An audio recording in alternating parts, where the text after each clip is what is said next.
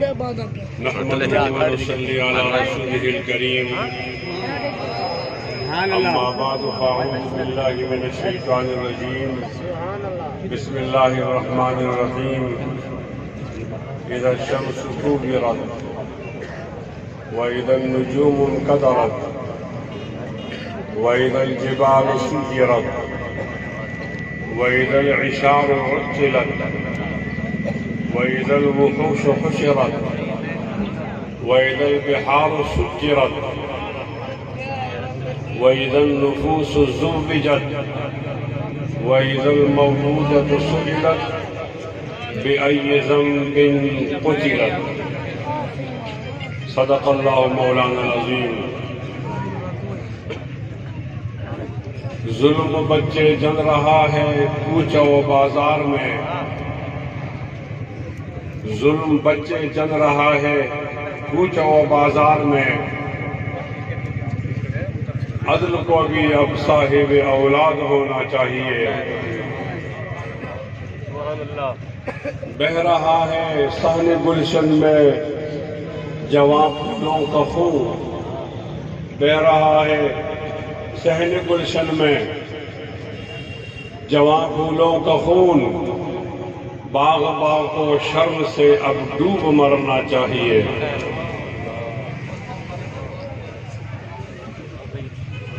کتاب سادہ رہے گی کب تک، کبھی تو آغاز باب ہوگا.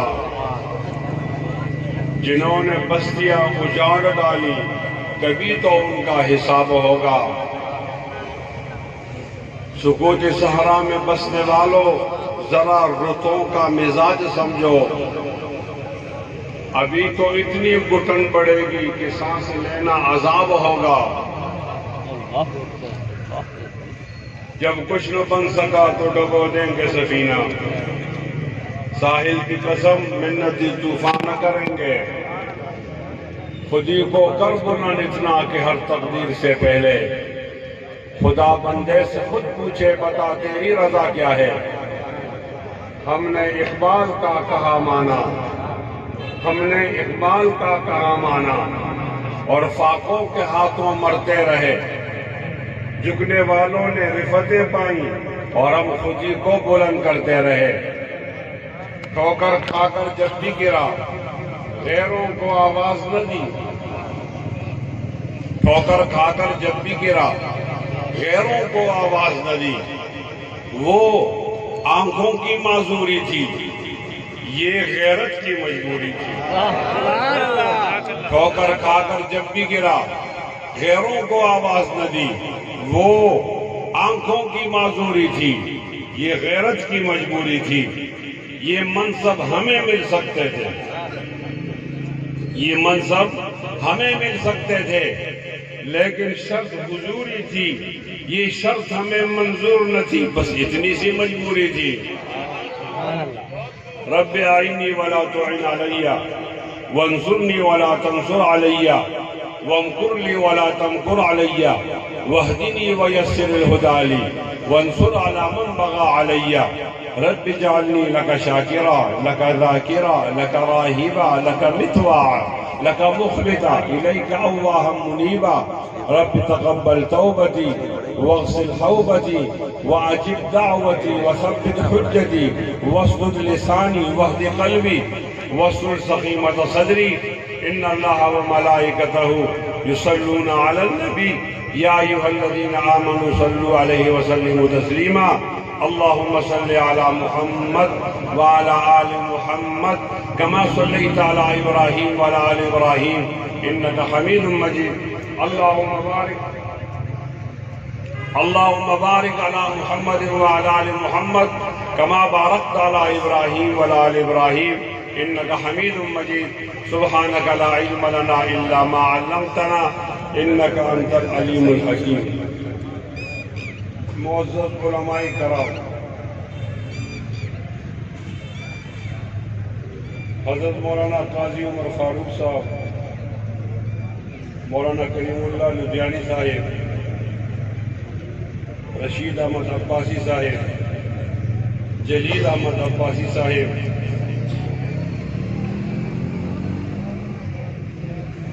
مولانا سمیع اللہ صاحب، عبداللہ عباسی صاحب اور برادر مکرم جناب مولانا اسلم صاحب اور مولانا بابر علی صدیقی صاحب اور انتہائی قابل احترام میرے بزرگ اور دوستوں، السلام علیکم ورحمۃ اللہ وبرکاتہ۔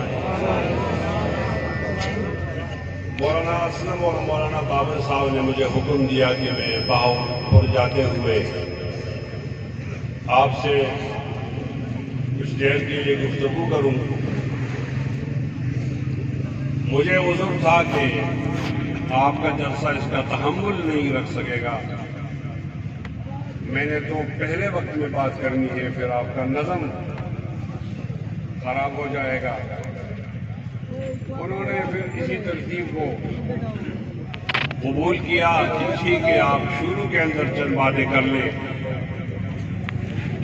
اور اس لیے چند باتیں عرض کرنا چاہتا ہوں اور آپ سے درخواست بھی کرنا چاہوں گا کہ آپ نظم کو قائم رکھیں۔ بعد میں بیانات ہوں گے، آپ بھی سال میں ایک دفعہ جمع ہوتے ہیں، تو برائے مہربانی مہمانوں کی وجہ سے نظم کے اندر خلل نہیں آنا چاہیے۔ مجھے امید ہے انشاءاللہ آپ نظم کو قائم رکھیں گے انشاءاللہ۔ میں اپنی بات محرم سے شروع کروں گا۔ اس محرم میں بعض جگہوں پر دانستہ طور پر صحابہ کرام کو گالی دی گئی، بعض جگہوں پر دانستہ طور پر، اور خیال تھا کہ صحابہ کے چاہنے والے مشتعل ہو جائیں گے اور لاشیں گر جائیں گی۔ اہل سنت والجماعت نے انتہائی ذمہ داری کا ثبوت دیا، جلسے بڑے بڑے کیے، لاشیں نہیں گری۔ چمن کے باغبان کو یہ منظور نہ تھا تو انہوں نے کراچی میں ایک بڑی ابتری شخصیت کو قتل کر دیا، مولانا ڈاکٹر عادل خان۔ فخر سے کہتا ہوں کہ وہ میرے استاد تھے۔ اب ایک بار پھر لاشیں گرانے کا بندوبست ہو گیا تھا، ایک بار پھر اہل سنت نے بہت زیادہ ذمہ داری کا ثبوت دیا اور لاشیں نہیں گری۔ تو کل پرسوں پشاور میں مدرسے کے بچوں کو مارا گیا۔ اللہ اکبر۔ اچھ شریف والوں، میں وہاں گیا ہوں، 750 کی تعداد میں ایک کلاس تھی مشکات المصابیح کی،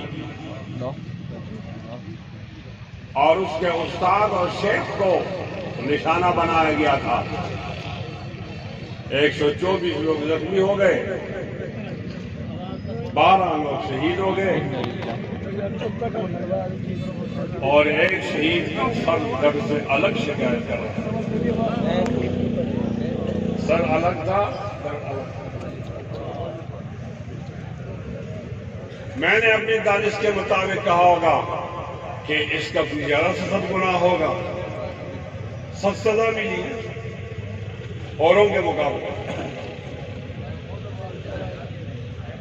میں وہاں کے گہرے بننے والے زخموں سے پوچھتا رہا کہ ان کا کیا کام تھا، کیا کرتے تھے، کون سی ملک دشمن سرگرمیوں میں ملوث تھے، کون سے غلط کام کرتے تھے۔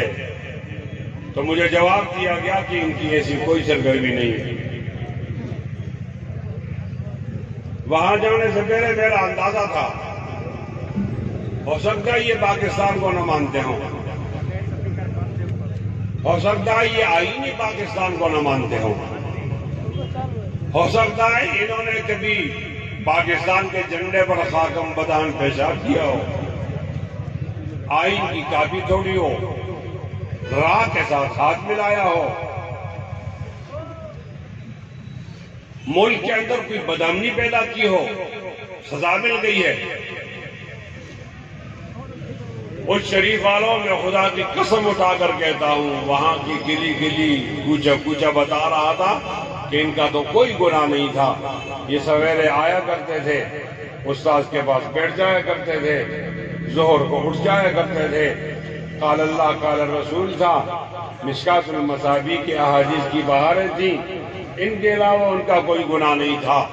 میں سوچتے پڑ گیا، سوچتا رہا، پھر سوچتا رہا کہ یا اللہ اب قرآن مجید پڑھانا، حدیث پڑھانا گناہ ہو گیا ہے، اب لوگوں کو اس لیے مارا جائے گا۔ سیرت النبی کا معنی یہ قتل نہیں ہے کہ آپ حق بات نہیں کرو گے، آپ کسی کے ڈر کے مارے سچی بات نہیں کرو گے۔ ایک نبی کا اپنی امتی پر اثر ہوتا ہے، اور یہ عام طور پر کہا جاتا ہے کہ فلاں لڑکا بہت ذہین ہے، اس لیے کہ اس کا باپ بھی ذہین تھا، خون کا اثر ہے۔ فلاں لڑکی بہت ہوشیار ہے، سلیقہ مند ہے، اس لیے کہ اس کی ماں بھی بڑی سلیقہ مند تھی، دودھ کا اثر ہے۔ فلاں لڑکا بڑا بہادر ہے، ہاں اس کا چچا بھی بہادر تھا۔ فلاں لڑکا بہت زیادہ تیز ہے، ہاں اس کا ماموں بھی تیز تھا۔ فلاں شاگرد بہت ہونہار ہے، ہاں اس لیے اس کا استاد بھی ہونہار تھا۔ فلاں مرید بہت پہنچا ہوا ہے، متقی ہے، تو ہاں اس کا استاد اور اس کا پیر بھی متقی آدمی تھا۔ تو مجھے خیال آیا کہ جب باپ کا اثر بیٹے میں ہو جاتا ہے، ماں کا اثر بیٹی میں ہو جاتا ہے، چچا کا اثر بھتیجے میں ہو جاتا ہے، ماموں کا اثر بھانجے کے اندر آ جاتا ہے، استاد کا اثر مرید میں آ جاتا ہے، اور پیر کا اثر مرید میں، استاد کا شاگرد میں آ جاتا ہے، پھر کیا بات ہے کہ نبی کا اثر امتی میں نہیں آتا؟ آئیے نبی کا مطالعہ کرتے ہیں، ان کی سیرت بتاتے ہیں، ان کی شریعت بتاتے ہیں، اوصاف بتاتے ہیں، اخلاق بتاتے ہیں، کردار بتاتے ہیں۔ میرا نبی بہادر تھا، بزدل نہیں تھا۔ میرا نبی شیر دل تھا، بزدل نہیں تھا۔ میرا نبی ٹک جانے والا تھا، ہٹ جانے والا نہیں تھا۔ میرا نبی سر کٹانے کی تعلیم دیتا تھا، سر جھکانے کی تعلیم نہیں دیتا تھا۔ مانا کہ میری ذات میں سو عیب ہے مگر، مانا کہ میری ذات میں سو عیب ہے مگر، بکتے نہیں خدا کی قسم ہم غریب لوگ۔ آج کا مجمع ہاتھ اٹھا کر اپنی ایمان کا مظاہرہ کرے، ہاتھ بلند کر کے مجھے جواب دے، اگر ایک پیر کا اثر مرید پہ ہوتا ہے، استاد کا اثر شاگرد پہ ہوتا ہے، باپ کا اثر بیٹے پر ہوتا ہے، ماں کا اثر بیٹی پر ہوتا ہے، کیا نبی کا اثر امتی پر ہوگا یا نہیں ہوگا؟ ہمارے نبی کو تو شعب ابی طالب کے اندر 2.5 سال تک قید کر دیا گیا، انہوں نے تو سمجھوتا نہیں کیا۔ ہمارے نبی علیہ السلام کے دندان مبارک کو شہید کر دیا، انہوں نے تو سمجھوتا نہیں کیا۔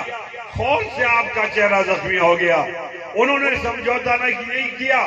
ان کا بیٹا کس طرح سمجھوتا کرے گا؟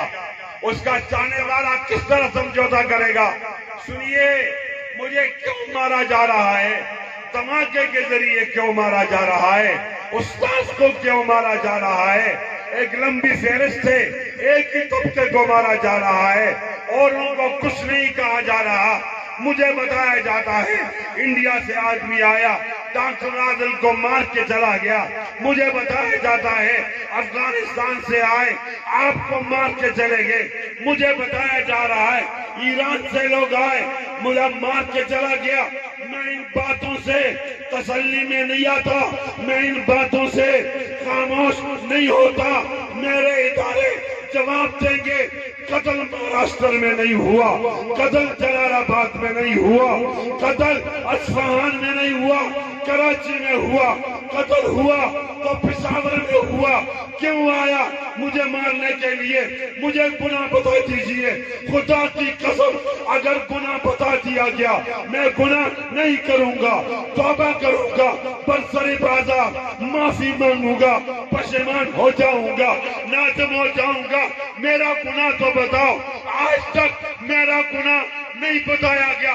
جب نہیں بتایا گیا، خدا کے لیے ہاتھ بلند کر کے، ہاتھ بلند کر کے چمک کے باغبان سے کہہ دو، ہمارا خون بند کرو، ہمارے جنازے بند کرو، میں مزید جنازے نہیں اٹھا سکتا، ہاتھ بلند کر کے مطالبہ کرو، ہمیں مت مارو خدا کے لیے۔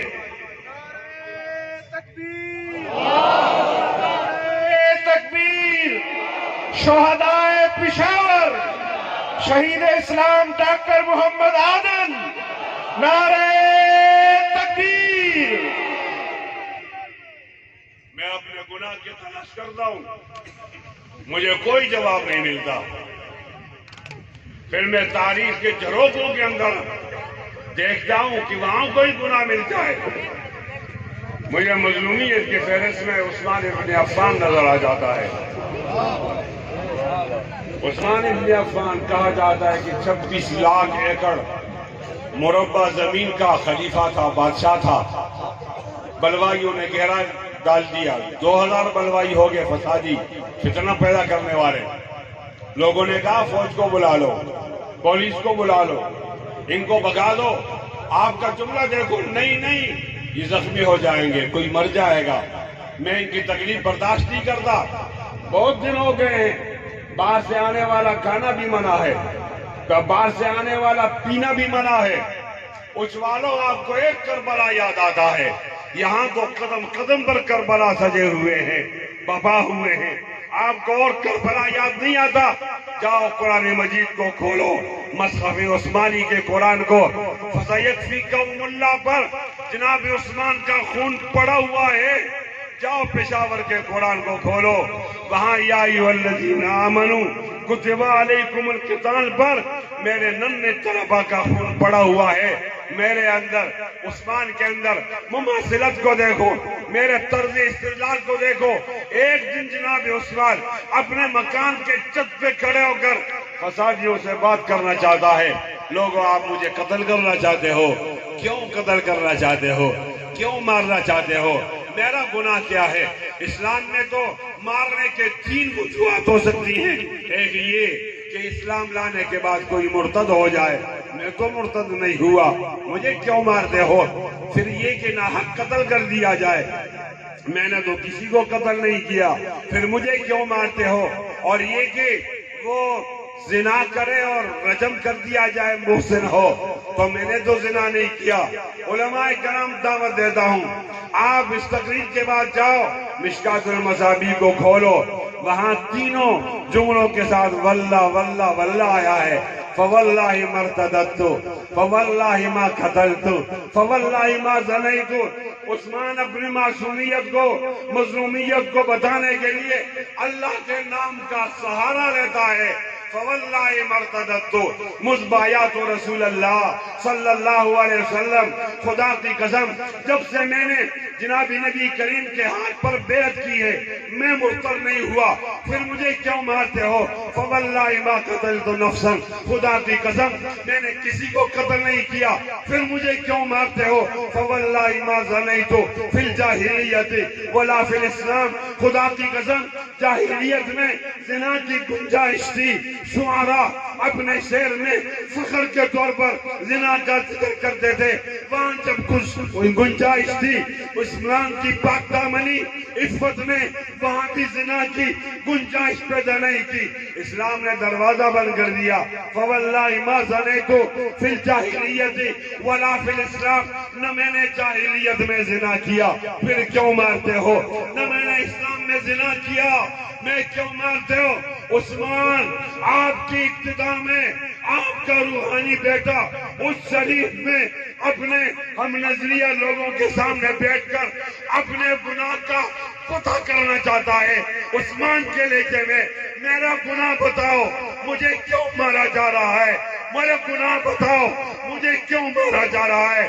اور اگر میرا گناہ نہیں ہے تو خدا کے لیے میرا خون بند کرو، دایاں ہاتھ بلند کر کے جواب دو، ظالموں جواب دو، خون کا حساب دو، ظالموں جواب دو، خون کا حساب دو، بولیے، بولتے جائیے، بولیے، ظالموں جواب دو، ظالموں جواب دو، ظالموں جواب دو، سر تکف، سر بلند،